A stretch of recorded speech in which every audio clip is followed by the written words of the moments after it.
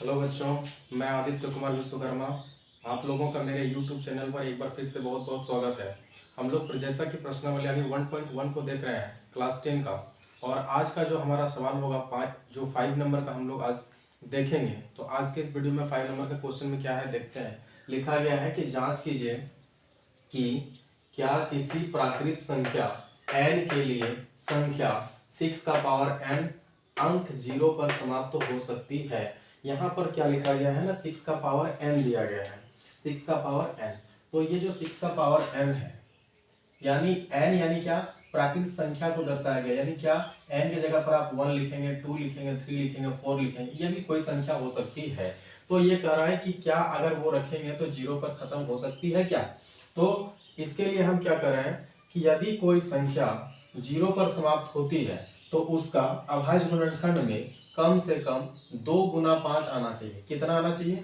2 गुना 5 आना चाहिए। Suppose that, मान लीजिए कि अगर हम 20 का अभाज्य गुणनखंड करते हैं तो ये कितना बार में टूटेगा? 10 बार में। ये 2 से 5 बार में, और ये 5 एक बार में। तो यहाँ पर हम 20 का जब हम अभाज्य गुणनखंड करते हैं तो कितना आता है ना, 2 इंटू 2 इंटू 5 इंटू 1। इसमें क्या है कि 2 और 5 शामिल है। तो वही बात लिखा हुआ है कि अगर कोई भी जो है, किसी का भी अगर हम अभाज्य गुणनखंड करते हैं कि कोई संख्या का, अगर वो 0 पर खत्म हो रहा है तो उसका अभाज्य गुणनखंड में 2 और 5 आना चाहिए।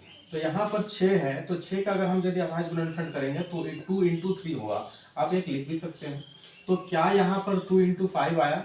2 है, लेकिन इसमें 5 इसमें शामिल नहीं है। तो यहाँ पर हम लिखेंगे कि 6 का जो अभाज्य गुणनखंड करेंगे यानी करने पर 2 गुना 5 के रूप में नहीं आता है। अतः यह जो होगा कभी 0 पर समाप्त नहीं हो सकती है।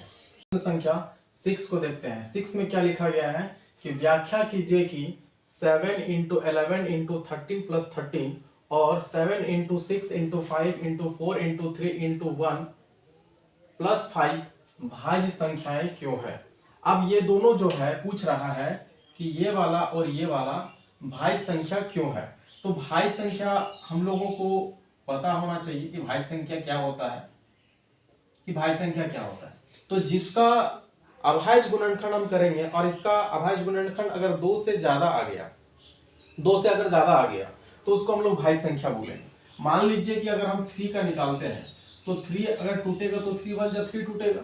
तो इसका जो अभाज्य गुणनखंड आया वो 3 इंटू 1 आया, 3 इंटू 1 आया। तो इसका अभाज्य गुणनखंड क्या 2 से ज्यादा है? नहीं, 2 ही है। 3 इंटू 1 2 ही है। लेकिन अगर हम यदि 4 की बात करें तो 2 दूना 4 और 2 एक के 2। तो इसका जो अभाज्य गुणनखंड आया वो 2 इंटू 2 इंटू 1 आया। तो क्या इसका 2 से ज्यादा गुणनखंड है? हाँ है, 1 2 3 है। तो ये वाला जो होगा मेरा भाज्य संख्या होगा, ये मेरा भाज्य संख्या होगा। और 4 जो है सबसे छोटी भाज्य संख्या होती है। ठीक है, तो ये चीज समझ में आ गया आप लोग को। अब हम इसका जांच करते हैं कि क्या ये भाज्य संख्या है क्या। तो जो मेरा पहला लिखा गया है कि 7 इंटू 11 इंटू 13 और प्लस 13 ये रखा गया है हमारा। तो हम क्या करेंगे कि इन दोनों में से मेरा कॉमन क्या जाता है, 13 और 13 कॉमन जाता है। तो 13 यदि कॉमन जाता है तो 13 को हम सबसे पहले बाहर कर लेंगे।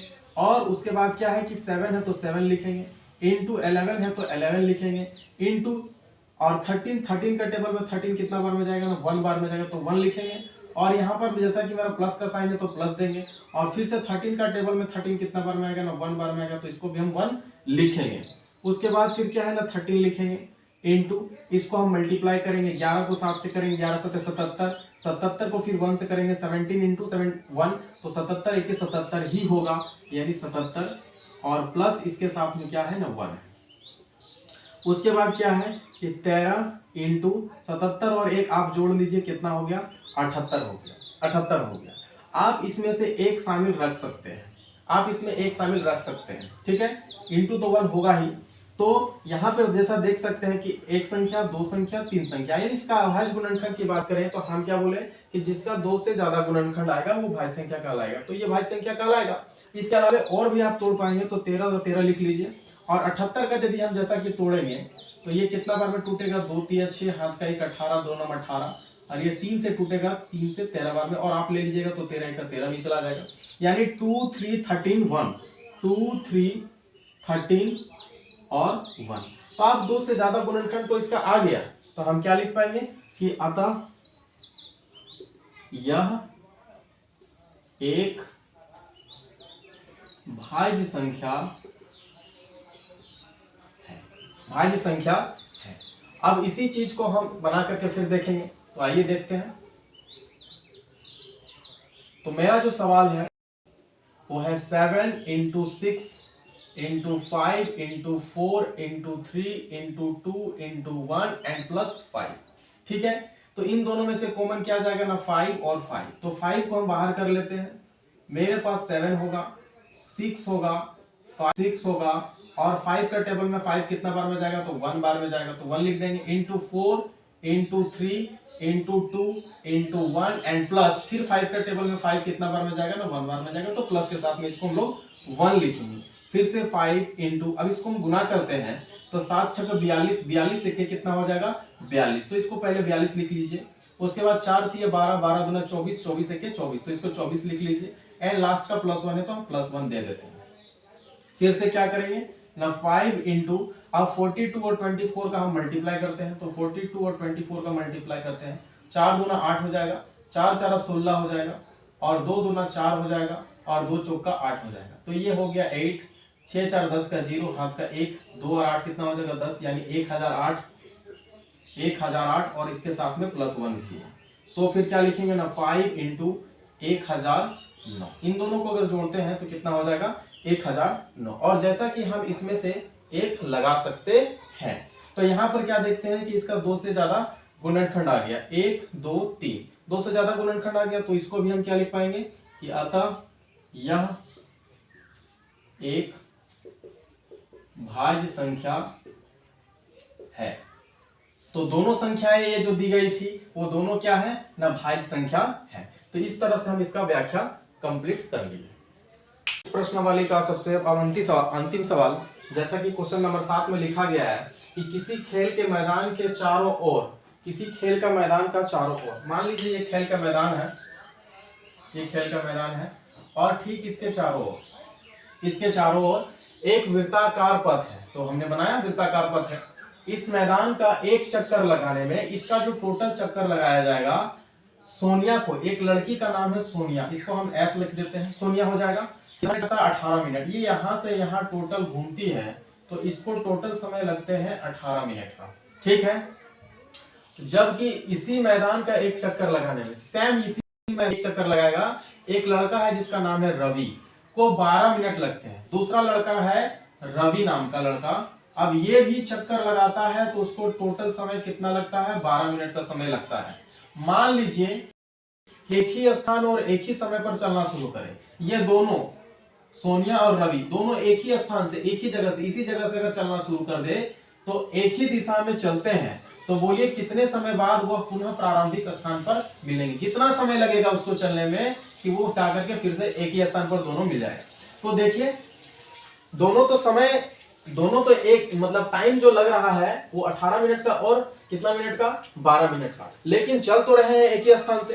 तो कौन फास्ट चलेगा और कौन देर से चलेगा, मतलब कौन जल्दी पहुंच जाएगा, तो हम क्या बोलेंगे कि रवि जल्दी पहुंच जाएगा, क्योंकि 12 मिनट इसका लग रहा है, ये तो जल्दी फास्ट पहुंच गया, इसको टाइम ज्यादा लगा 18 मिनट, तो सबसे ज्यादा पहुंचने वाला समय कम समय में कितना है, 12 मिनट का, यानी रवि सबसे ज्यादा फास्ट हो जाएगा। तो इस तरह इसको हम कैसे बनाएंगे, तो इसको बनाने के लिए हम दोनों को एलसीएम निकालेंगे, यानी 18 और 12 का हम क्या करेंगे, एलसीएम निकालेंगे। 18 और 12 का लॉस निकालेंगे, तो लॉस निकालते हैं 18 के लिए और 12 के लिए। ये 2 से जाएगा आपका 9 बार में, ये 6 बार में, फिर जाएगा 3 से 3 3 9, 3 दूना 6 आ जाएगा। ठीक है, तो 18 और 12 का लॉस, इसलिए 18 और 12 का लॉस इक्वल टू, तो इसको हम क्या लिख पाएंगे, 2 × 3 × 3 × 2, 2 × 3 × 3 × 2, तो टोटल कितना होगा, 2 3 6, 6 3 18, 18 दूना 36, यानी 36 मिनट लगेगा। तो हम लिख पाएंगे अतः 36 मिनट बाद, 36 मिनट बाद वे दोनों